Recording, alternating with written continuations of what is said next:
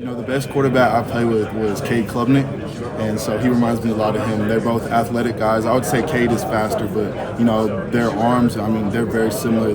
They're both going to zip it in, but, great touch. And, soft in the hands whenever you're catching it. And that was in the Army All-American game, right? Yes, sir. And then I grew up playing with him, too. Isaiah, how would you explain just your game to people that maybe haven't seen you play?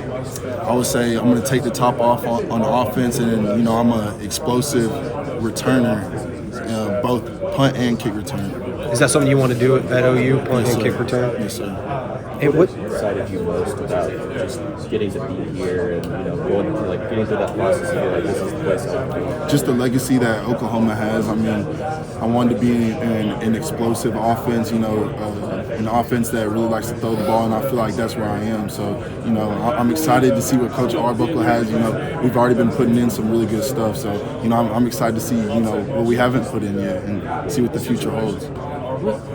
The relationship that you have with Emmett Jones, how much did that play into just coming over? Say it again? Emmett Jones, how much did your relationship with him play into coming over? Whenever you talk to somebody on the phone, you don't really know their personality, but Coach Jones, the first call I had with him, he's the same person now. So, he's very passionate about what he does, and, every single day he's going to come with that fire. And, that's what you want in a coach. You want somebody that, that's going to ride for you, you're going to ride for them. What's been your early impressions of this wide receiver room? There's been a lot of turnover, but how good can that group be? We have a lot of new faces in the receiver room, and I feel like everybody has their own, unique qualities. I don't feel like we have two guys that are just, the same type of receiver. So I feel like I'm excited to see, exactly what everybody can do, come with spring ball and stuff. Have there been any guys, younger guys, that have maybe stood out to you? And the receiver just receiver room, yeah. I would say both the freshmen, Emmanuel Choice and then E.T., Elijah Thomas. So they're both really athletic guys. So once they get the little details and footwork and stuff down, they're going to be exceptional players. I'm sure you've already been asked this, but just your impressions of John Mateer, what's it been like working with him and the way he throws the ball?